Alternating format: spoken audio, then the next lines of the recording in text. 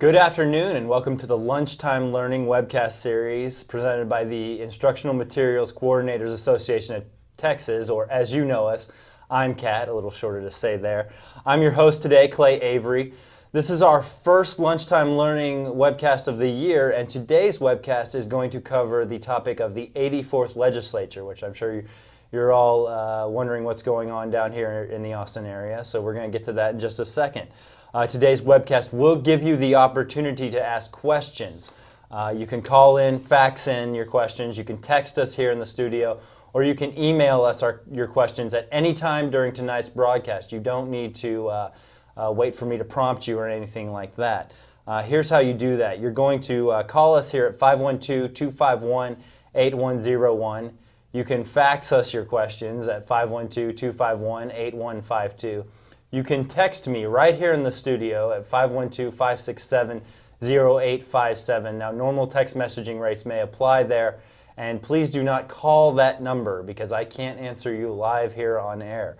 You can even email us at textbook@texas.net, and Texas is spelled out, all one word.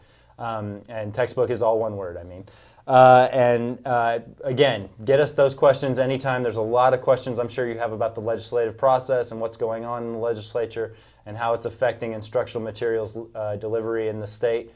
Please get us your questions whenever you can. Today, we welcome our guest, Colby Nichols of the law firm of Powell Leon here in Austin. Colby joined the firm in 2013 after graduating from law school. Before law school, Colby worked at the Region 6 Education Service Center as a data analysis technician and grant writer. He also worked as an education policy advisor in State Representative Jimmy Don Aycock's office. Representative Aycock, as some of you may know, is the chair of the House Public Education Committee, which is a committee that has a lot of effect on instructional materials. The son of a Texas school superintendent, he has a bachelor's degree from the University of Mary Hardin Baylor in Belton. Belton, right? Mm-hmm. Good, I got that right. And a law degree from the South Texas College of Law. In December, the IMCAT board selected Colby and Powell Leon to represent the association at the legislature. So, Colby, tell us a little bit about what's going on down here and what we can expect for the future. Sure, thanks, Clay. So it's been an exciting session. I was going to start out by saying it's been a fun and exciting session, but that's not true. It's been a very difficult session for public education, and we're continuing to fight the fight. And we do have some movement on some bills that are of interest to IMCAT, and we're going to continue to help push through those pieces of legislation.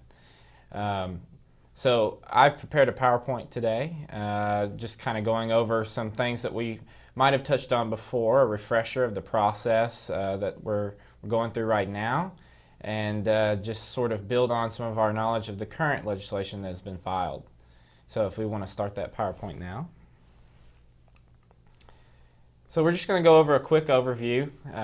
As you all know, we have 140 nights to accomplish the state's business unless we go into a special session.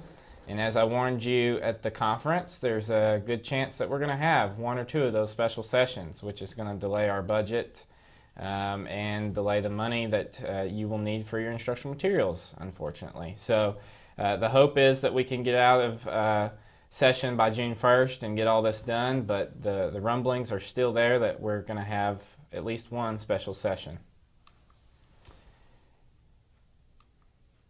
So here's some things that we should know.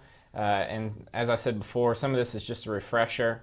Amendments, a bill is never dead until the end of session. And what I mean by that is simply that any bill or any amendment that is germane to an underlying bill can be attached. And so some of these bills that we see that are failing in the committee process could very well turn into amendments that go on to an underlying bill.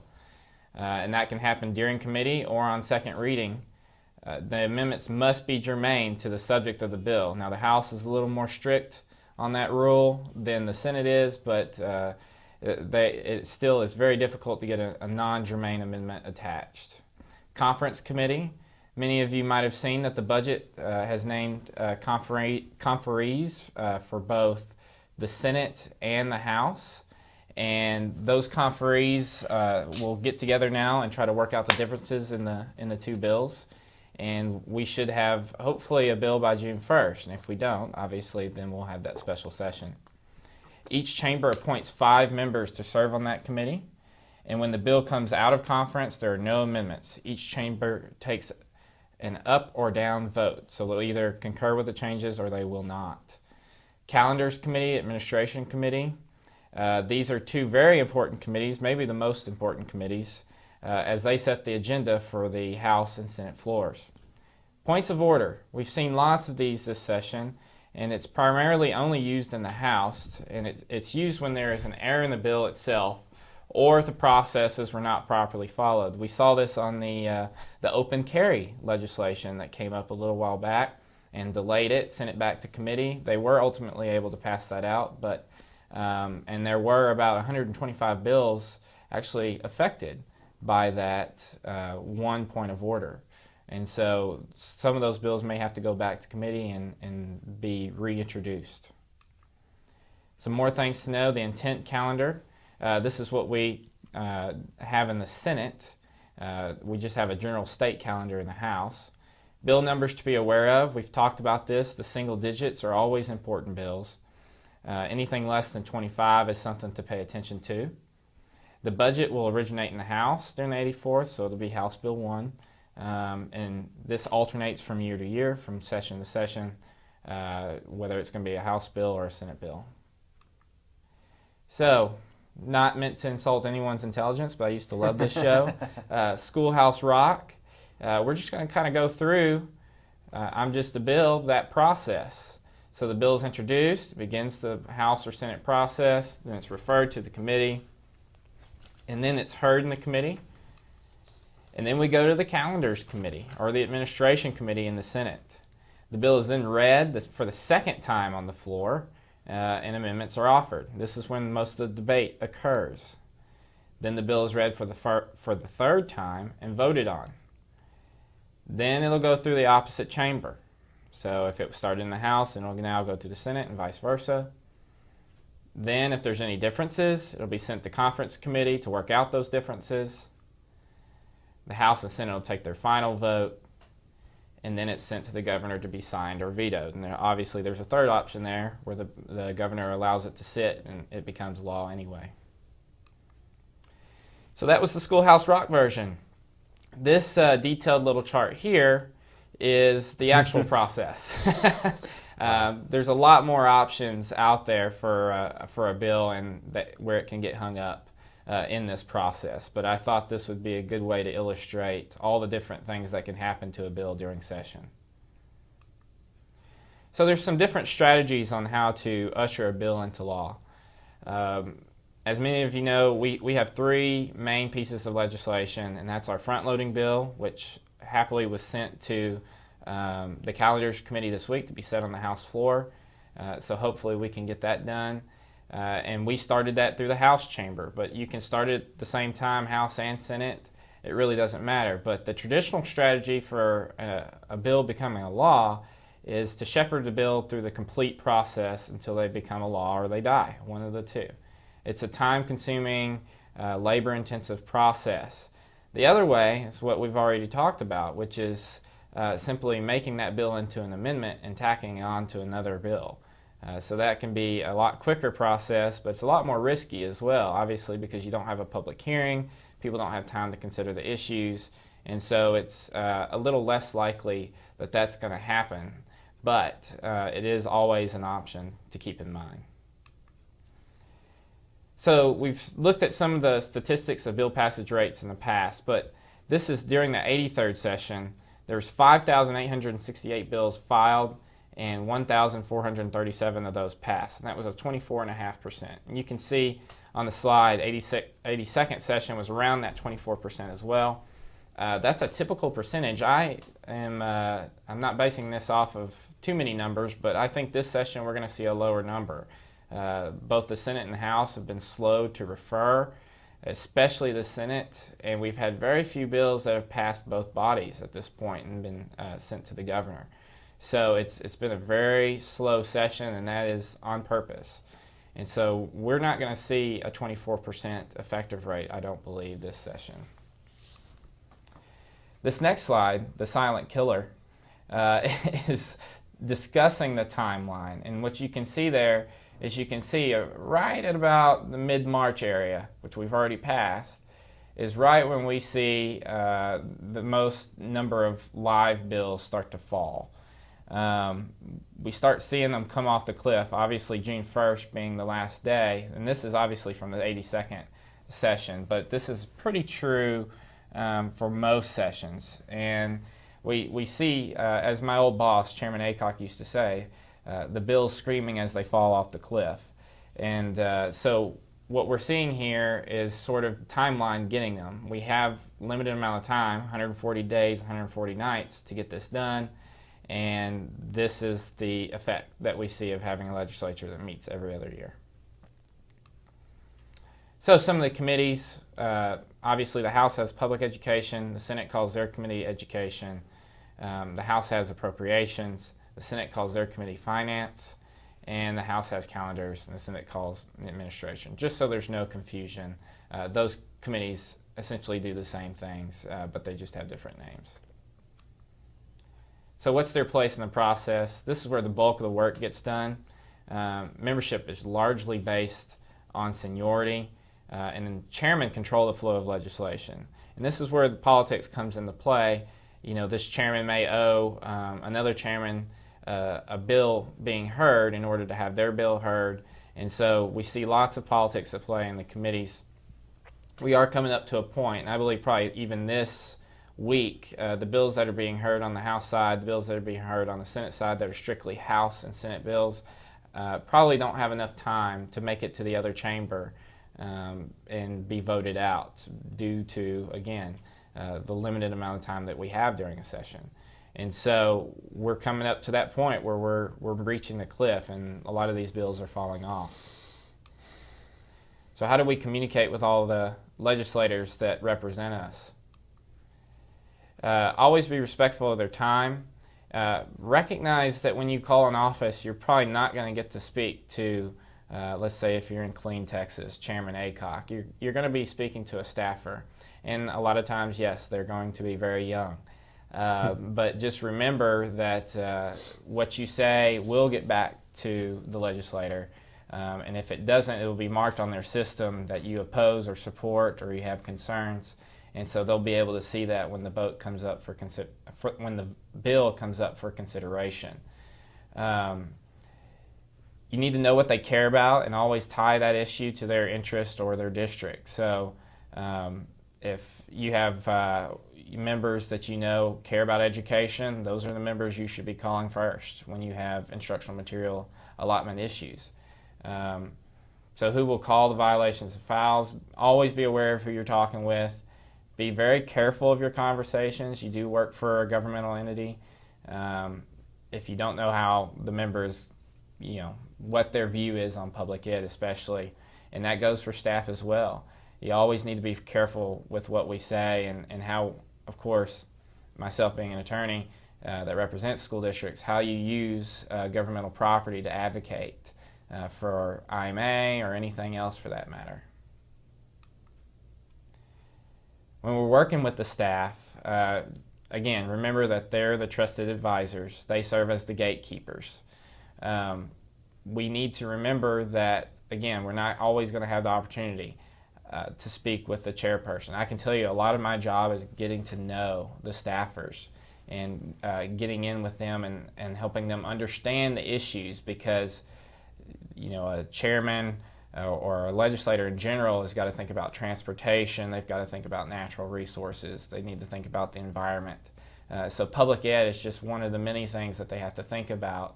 And so having an educated staffer can be a real help. And that's where you come in, because you know this business better than anyone, and so that you can serve as a resource for that staff as well as the legislator.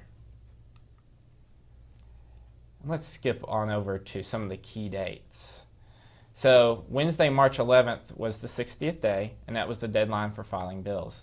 Now on May 12th, that'll be the last day that the House can hear House bills in committee. So we're coming up on that date, and anything that hadn't been heard by that point is not going to be heard. But as I told you earlier, for lack of a better phrase, all those bills are dead that are being heard next week as well, because we're just not getting enough bills referred at this point in time. And again, it goes back to politics. You might have heard of some of the drama that's going on between the Lieutenant Governor, the Governor, and the Speaker of the House. There has been a gesture of goodwill this week, and the Senate has begun referring certain bills, including House Bill 4, which is the pre-kindergarten bill. Monday, June 1st, will be the 140th day. That'll be the day that the legislature sine dies. If they'll need a special session, it'll be called sometime after that day. Sunday, June 21st, is the last day the governor can sign or veto any bills that were passed during the regular session. And then on your screen, you'll see some important websites and resources. I like to encourage people to go to these to do their own research if they ever need to. Texas Legislature Online, the Texas Ethics Commission is a great resource. Texas Tribune and Quorum Report, specialized sort of in the legislative session. They do great jobs of keeping people informed. Personally, I like those two news outlets a lot better than the major news outlets, such as some of those larger newspapers, simply because they're in the know and they're constantly at the Capitol. I see their reporters all the time. So, as far as the budget, House Bill 1 is the budget for the House, and SB 2 is actually the budget for the Senate. SB 1 was actually the property tax relief bill. And House Bill 1 is much more friendly to public ed. There's an additional $2.2 billion above enrollment growth in the House budget. There's $1.2 billion above growth in the Senate budget. But we also have to remember the amount of property tax relief that's going into the Senate budget and how that will affect schools and their tax rates, especially schools that have high amounts of indebtedness. The House bill also has a contingency rider for the new school finance bill that Jimmy Don Aycock filed, and there's some momentum in the House to get that done. In the Senate, it's a little more harsh environment for any sort of change in school finance. And so what we're looking for now is to see how the budget conferees, the 5 people from each House, the Senate and the House, how they're going to take on school finance, and are they going to be willing to listen to that school finance bill, which we'll talk a little more about later.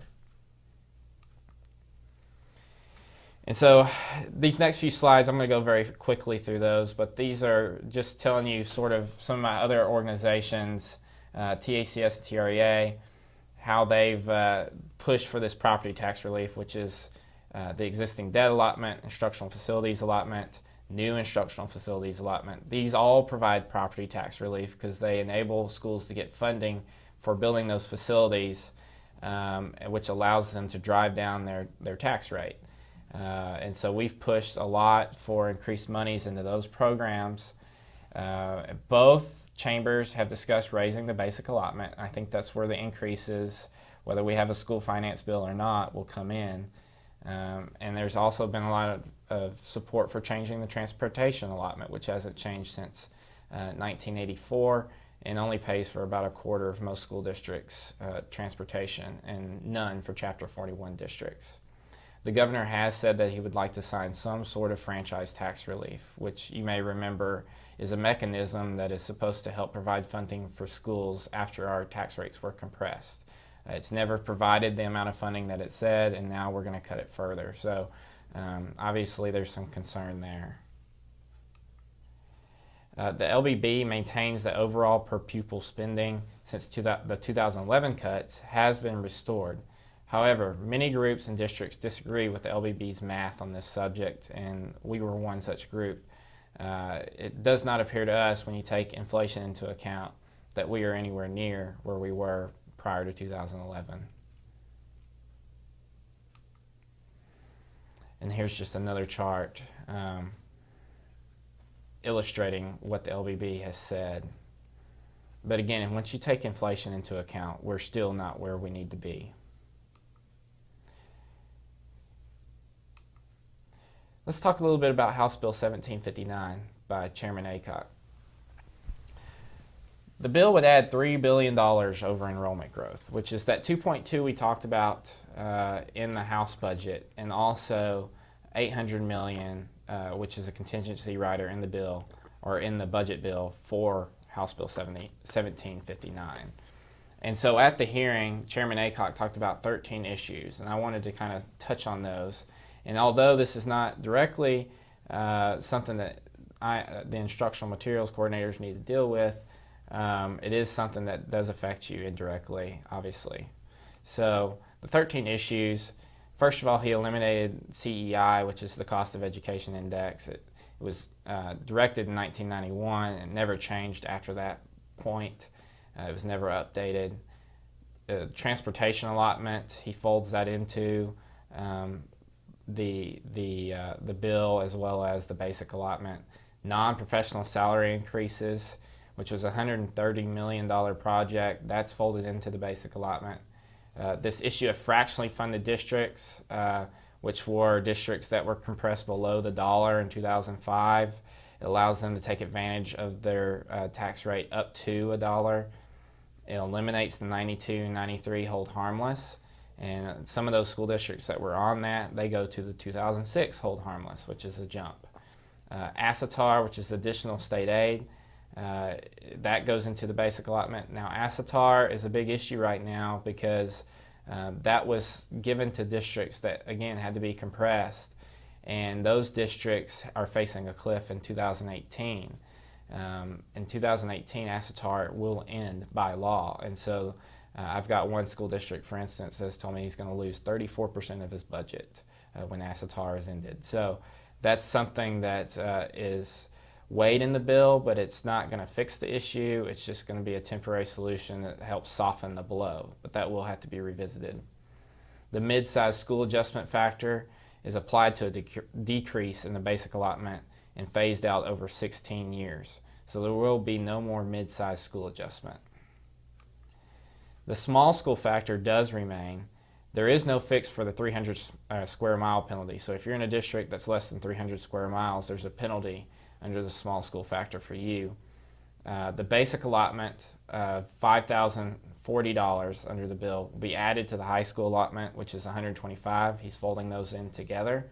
And then you'll multiply that times your small school factor, and that'll be permanent. There will be no phase out of the small school factor whatsoever. Number 9 is meant to address the property value increases. As some of you may know, Houston ISD in particular is going to have to, they're going to be $101 million over as a Chapter 41, and they'll have to go to their voters to figure out how they want to deal with that, send it back to the state or what have you. So that's obviously going to be a big issue once Houston ISD goes 41 and they have to send back $101 million. So this is an attempt to fix that. The House and Senate propose, again, $2.3 billion for new growth in the coming biennium. In addition, the House proposes another $2.2 billion. The total amount of tax revenue that was brought in this year was for the last biennium was $4.5 billion. And traditionally, we don't see all of that come back in the public ed, even though I would argue that that's what the taxpayers are paying for property taxes for school districts. The House is the only one that is putting all that money back into public ed with their 2.3 of enrollment growth as well as the 2.2 above that. The Senate is only putting in 1.2. Then also, again, $800 million contingent on passage of the bill. CTE for 8th grade, he is adding a weight for that, and some of you will be very excited about that, I'm sure.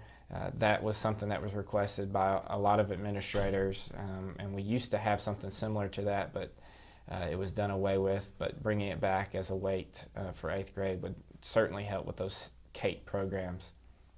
The high school allotment, we talked about this a little bit earlier. He's going to put it back into the basic allotment and let the district decide how they want to spend it.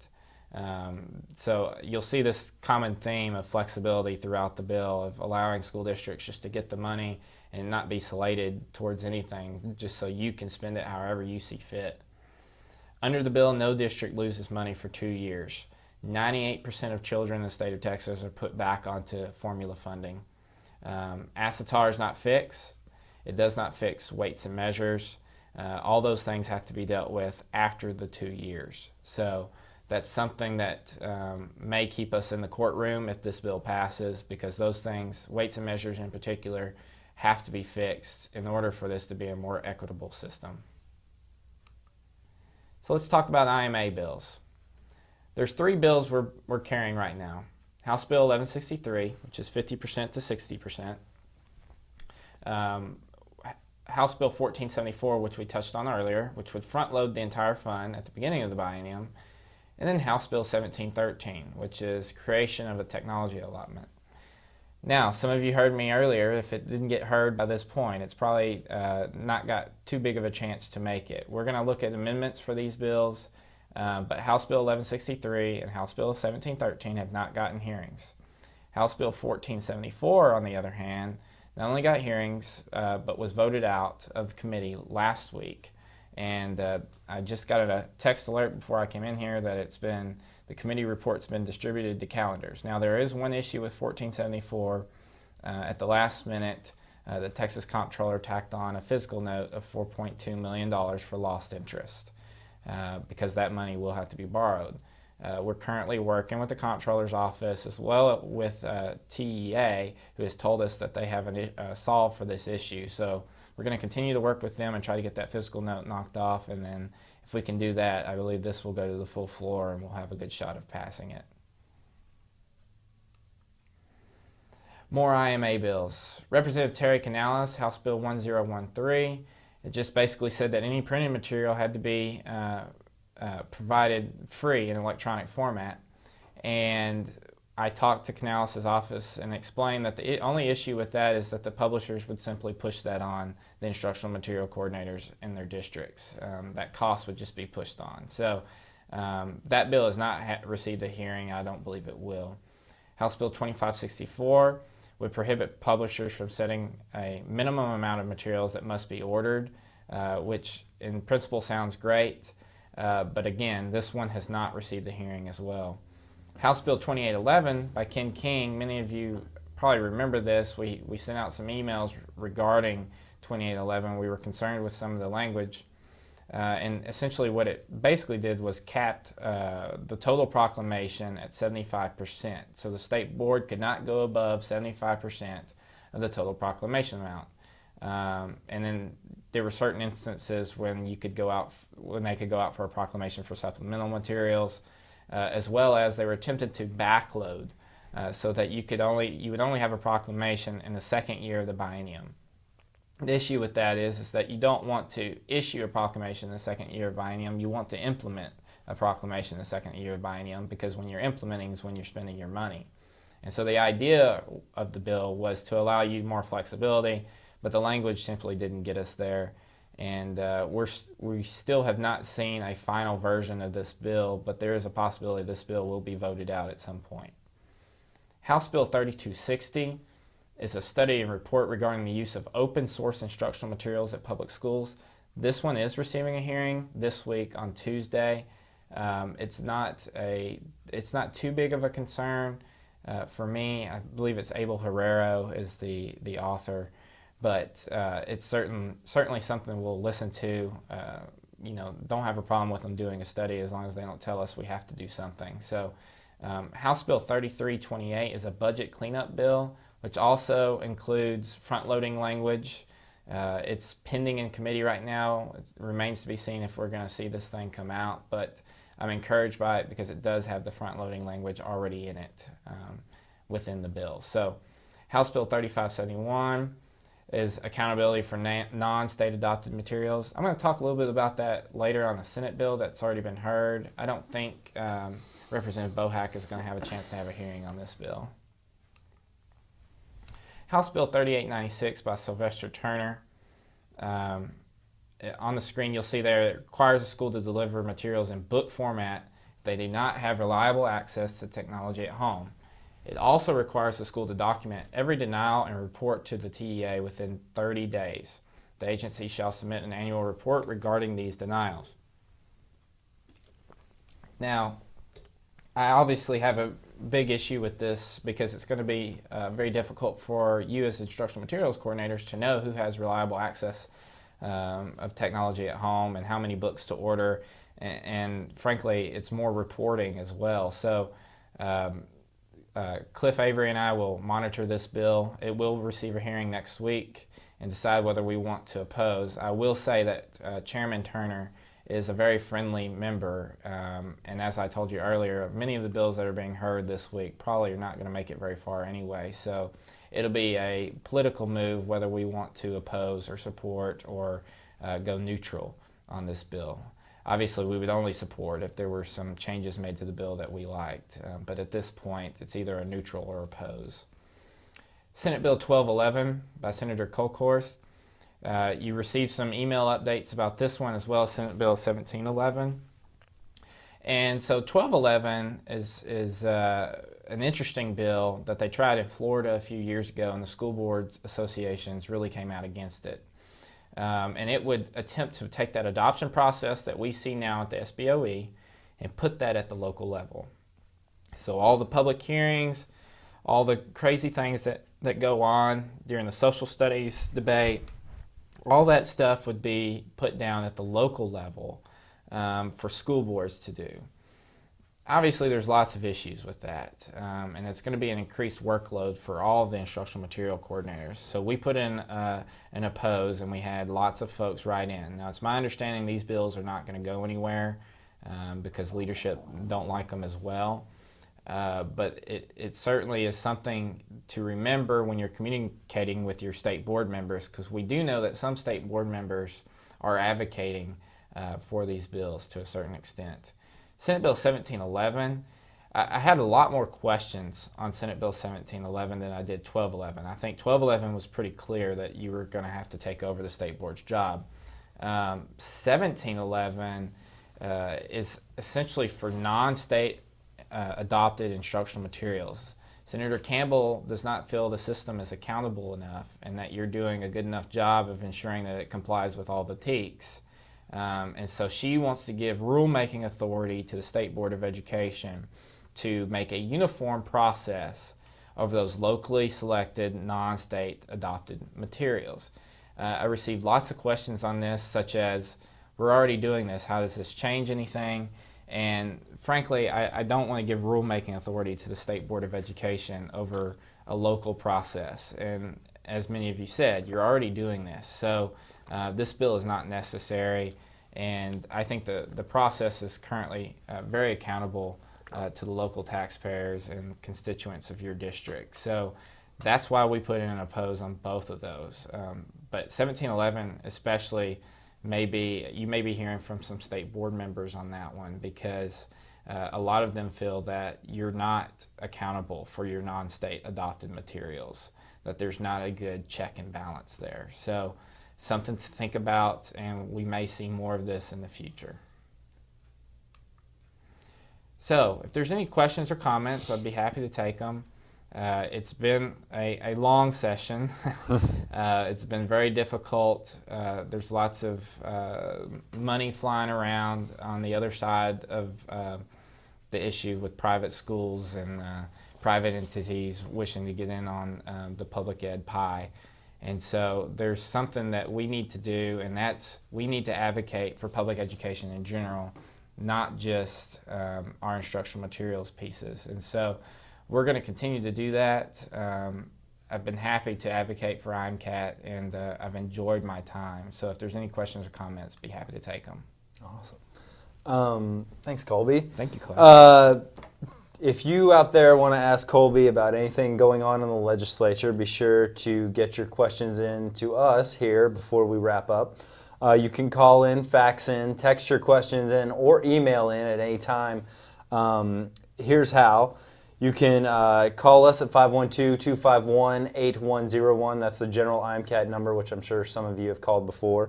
You can fax us at 512-251-8152. Email us at textbook, all one word, at texas.net, and Texas is spelled out. Or you can text me here right in the studio, 512-567-0857. Normal text messaging rates apply, and once again, please don't call that number because I won't be able to just simply pick up the phone and talk to you live here in the studio. Unfortunately, we don't have that technology yet.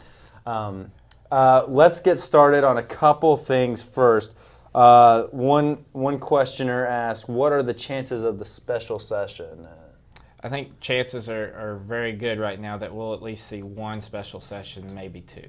Now, forgive me, I'm a little unclear. How does that work? Does it have to be, they have a special session, can they just take up anything during that special session? So the governor has to issue a call, and whatever the governor issues on that call, whether it be the budget or school finance, for instance, then they will have to take up that item.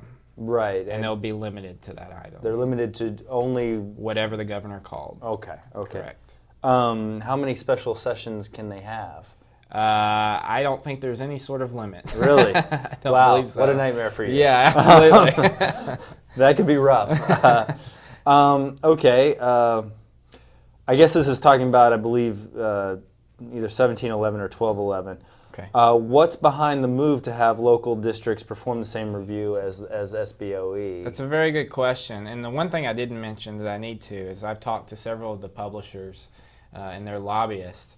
And what they've told me is essentially we would go to a national standards textbooks if we had to do that, because not every publisher is going to be able to go out to every school board and go through that process like they do at the SBOE, which is one centralized location. We would essentially go to a nationally standard textbook for our courses. So I wanted to mention that. But I think the thing that's behind, especially 1211, is that it's coming from sort of our more conservative folks who believe they would probably have an easier time of getting their agenda through at the local level rather than the large state level. So that's probably what's behind it. Yeah, I understand the idea of the state board saying for the non-state materials. Right. I understand where that's kind of coming from, even if we oppose it. But the other one, actually having local, I guess, an adoption process right. with each school district. That sounds interesting. I think at the very I think least. in Florida, I think it's probably the same folks, and where they got it from was the conservative, very conservative folks that wanted to change the standards for social Right. studies and maybe some in science, some of those more controversial topics. Yeah, that seems like it would affect quite a bit of things statewide. Absolutely. So here's a politically charged question that you may not want to answer. Okay. Isn't the best way to give property tax relief to fully fund? Isn't the best way to fully fund public schools? Wouldn't that help give property tax relief by making our schools better? Absolutely. That's why we're arguing for the EDA and IFA. Right. It's because that strictly goes towards property tax relief, and it stays within the school system. Right. When they compress this down to $1.04 for many people, in 2005 we saw this uptick, and you can go to the Bond Review Board's website and see that. But we saw this uptick in public debt, and what happened in 2005? Of course, we compressed our tax rate. So local debt has shot up, and a lot of legislators are complaining about that. But obviously, we have to build facilities. We have growing enrollment, something like 40,000 kids coming here a day. So it's a huge issue, and EDA and IFA would be a great solution. Right, and of course here at IMCAT we support the funding of public education. We think that's an investment in the future that can help pretty much everything. So Absolutely. So it's a good thing to have a fully funded public education system. Absolutely. Okay, if we have special sessions on the budget, that will delay getting our IMA. How are we supposed to buy Proc 2015? That's a good question. A good question with an answer? I don't know if I can answer that, and I don't know what's happened in the past when we've had special sessions. I believe this would be one of the first ones we had, at least in a long time, maybe ever, where we didn't pass a budget. So that is a very good question, and I think it's a topic that we just don't know. It's hard to say. How close are they to passing the budget? Well, right they now? just named the conferees, Right. so the conference committee will start meeting next week. So that's a pretty good sign, right? It's a good sign. It's all going to depend on how far apart we are, and we're pretty far apart at this point. Right. So. As you sort of talked about, there's a good deal of political gamesmanship going on between the House and the Senate, which is created a new sort of climate down there that we haven't seen in a while. I'm hopeful that we can do something by June 1st. Right. Do you want to run over real quick before we sign off? Maybe what is the front-loading bill that's 1474 by Van Dever? That bill is out of committee, correct? That's correct. And going to general calendars? It's going to general calendars. Which is not necessarily a horrible sign. No. We'd like it on local and consent. Right, absolutely. But it's just controversial enough that we need to send it to general calendars. But it was a very close call to whether we wanted to go general or local and consent. Okay, still a good chance of making it to the floor, though. I think so. I think we're going to work with the comptroller's office and try to figure out their methodology of how they got that fiscal note. So the fiscal note's not a kiss of death? Not necessarily. I think we can work that out. TEA had assured us that they had worked it out, and that it was going to be a $0 fiscal note, and now all of a sudden we have $4.2 million. It's great working with those folks at TEA.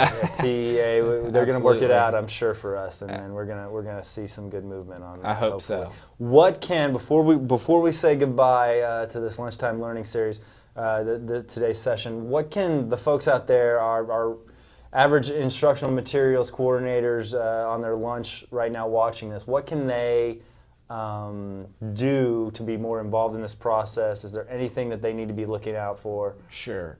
If you have a member that's on the committee, then I would say we should probably give them a call about these two bills that are coming out next week, whether you support them or oppose them. I think, again, the study about the open source instructional materials is not a big deal. But 3896 by Turner, if you want to let them know that you're not a fan of that bill, that's fine. But mostly, we need to start advocating for our public schools. And whether you work for a traditional public school or a charter school, we are really under attack this session. And you're going to see Monday and Tuesday, there's going to be lots of what I consider and what traditional public school and charter folks consider bad legislation coming out of both chambers. So that's something to be aware of. If you're interested in the school finance bill, then you need to call your senator because we need to start putting some pressure on that chamber to try to get that at least talked about over there. As far as the budget, I would say call your senators, call your representatives, and let them know that you're going to be in a sticky situation if you don't receive the money on time. And they know that to a certain extent. But as I told some folks when we were going through SB 1211 and SB 1711, you folks know this process better than anyone. And so when it comes to instructional materials or anything of that sort, you're the ones that need to be reaching out and letting them know because you're the ones that know the process. So. Excellent. Yeah, that Turner bill, that's a tough one to oppose because, our mission here at IMCAT is to get the materials to the kids that need them especially, and if they don't have reliable access to technology, you don't want that to be an impediment to learning. Absolutely. But at the same time, it may not be the best process to get that accomplished. So there is some questions there, and I'm sure you guys will be monitoring it. Absolutely. When it comes to a hearing next week. You all out there can monitor your email and watch for updates from IMCAT. We hope that we don't have to sound the alarm too many times in May. But we may be calling on you guys to get involved and talk to your legislators because they need to know about the process that you all go through at your jobs and the instructional materials delivery process that you have to deal with every day, and the realities that the laws that they're dealing with down there at the Capitol have an effect on you. So be sure and watch your email. And stay tuned as we come closer. I believe we're 38 days away. The countdown's going on, something like that. Absolutely. Till Colby might get to take a break unless there's a special session, and then things could get a little... I do want to say, Clay, thank you to all the members because we did come out on House Bill 2811, which was the same night as House Bill 1474, and I believe IMCAT was a big reason why that bill was halted and is being rewritten. And may not be moved at all. So I think that was a very big move by IMCAT, and we're definitely in the conversation now down at the Capitol. Awesome. That's a good thing to have. It's a good thing to be a part part of that conversation and have a seat at that table. Absolutely. A reminder, thank you again, Colby, for joining us. Thank you all for joining us today. I want to give you a quick reminder that IMCAT is presenting its annual Summer Institute this summer. 10 sites across the state. You can choose your site. You can choose the date that you go to the training. It's very important training. It's what we call IM 101. It's great for folks who are new to the Texas instructional materials process, but it's also a great refresher for you veterans out there to keep up with the ever-changing process. You know, we have a lot of stuff going on, and hopefully some of what the legislature's done to or for us, hopefully for us, will be covered in some of that training. So be sure and watch that. And for information on how to register and to actually register, you can go to the website www.imcat.org.